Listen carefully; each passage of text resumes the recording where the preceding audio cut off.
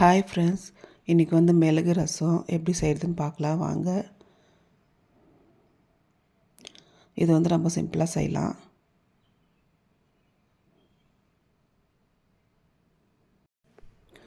இப்போ அதுக்கு வந்து முழுசாக ஒரு பூண்டு எடுத்துக்கிறேன், அதை நல்லா தட்டி வச்சுக்கிறேன். சின்ன வெங்காயம் ஒரு 4-5 எடுத்துருக்கிறேன், அதையும் நான் நல்லா தட்டி வச்சுருக்கிறேன். வெங்காயம் போட மாட்டாங்க ரசத்துக்கு, ஆனால் நான் சின்ன வெங்காயம் நான் போட்டால் ரொம்ப நல்லாயிருக்கும். கருவேப்பிலை, அதுக்கப்புறமா காஞ்ச மிளகா, மிளகு ஒரு ஸ்பூனு, ஜீரகம் ஒரு ஸ்பூனு, அது கூட 2 காஞ்ச மிளகா போட்டு குறைன்னு மிக்சியில் போட்டு எடுத்து வச்சுக்கோங்க. அதுக்கப்புறமா ஒரு எலுமிச்சம்பழம் சைஸ் புளி. இப்போ எண்ணெய் ஊற்றிக்கலாம். கொஞ்சமாக கடுகு சீரகம் போட்டுக்கலாம்.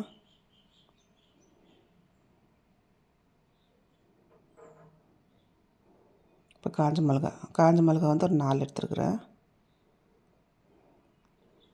பூண்டு போட்டுக்கலாம். வெங்காயம் போட்டுக்கலாம்.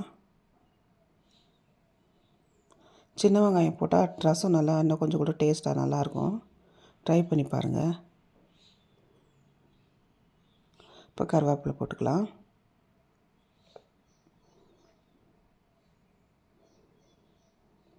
இப்போ கொஞ்சமாக மஞ்சள்தூள் போட்டுக்கலாம்.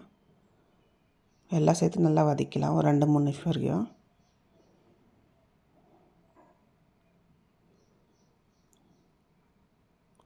இப்போ புளி தண்ணி ஊற்றிக்கலாம்.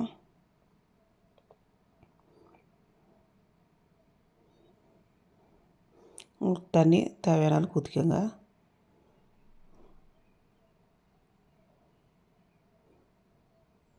நான் வந்து 1½ பவுல் ஊற்றிருக்கிறேன்.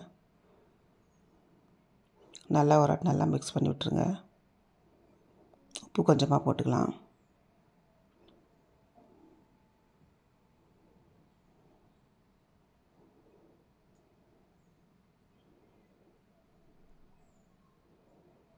நல்லா மிக்ஸ் பண்ணி விடலாம்.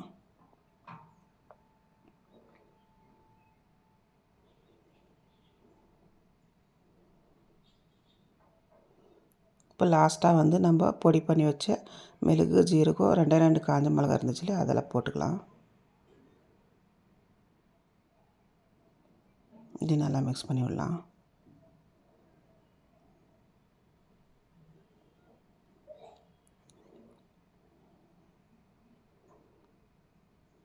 இது நல்லா கொஞ்சமாக நுர கட்டி நல்லா கொதி வரட்டும்.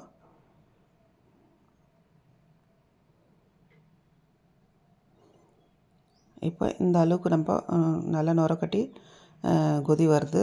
இந்த இதில் நம்ம ஆஃப் பண்ணிடணும். ரசம் ஜாஸ்தி கொதிக்க போகக்கூடாது. ஆஃப் பண்ணிட்டு மூடி வச்சிடணும். கொத்தமல்லி தழை போட்டுடலாம். இதை நீங்களும் வீட்டில் ட்ரை பண்ணி பாருங்கள். அப்படியே என் சேனல் சப்ஸ்கிரைப் பண்ணலைன்னா சப்ஸ்கிரைப் பண்ணிக்கோங்க.